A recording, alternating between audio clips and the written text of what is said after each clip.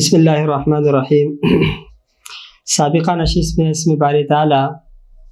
المعز کے خواص کو ہم نے بیان کیا تھا۔ آج کی اس نشست میں کوشش کریں گے اسم باری تعالیٰ المذل کے چند خواص کو بیان کیا جا سکے۔ المعز اور المذل یہ دونوں تقریباً آپس میں ضد ہیں، اور خاصیتیں اس کی جمیع بہت ساری ہیں۔ میرے بچے اس میں سے ایک خاصہ یہ ہے کہ اگر کوئی بھی مظلوم شخص اس اسم باری تعالیٰ المذل کو 100 مرتبہ پڑھے اور پھر اس کے بعد یا مذل اذل من ظلمنی یہ دعا کرے، تو جس شخص نے اس کے اوپر ظلم کیا ہے اللہ رب العالمین اس کو رسوا اور ذلیل فرما دیں گے۔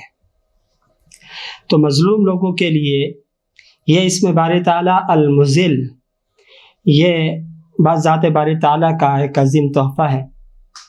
اور جو شخص اس اسم باری تعالیٰ کو بکثرت پڑھتا رہے، اللہ رب العالمین اس اسم کے ذکر کی برکت سے اس کے جتنے دشمن جو ظاہر ہوں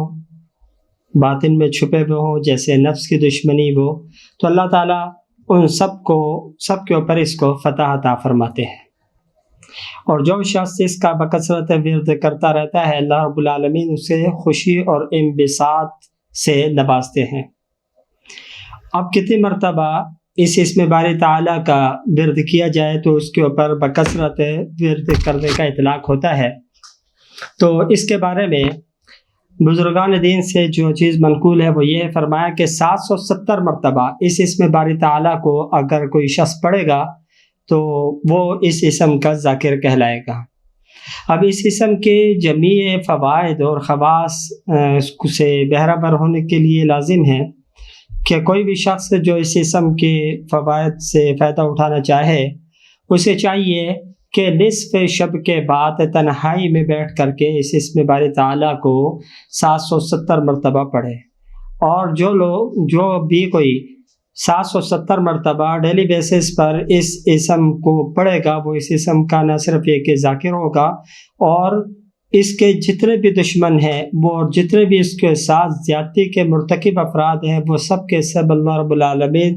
اس کے نظروں کے اندر رسوا اور ذلیل کر دیں گے۔ دعا فرمائے اللہ رب العالمین عمل کی توفیق عطا فرمائے۔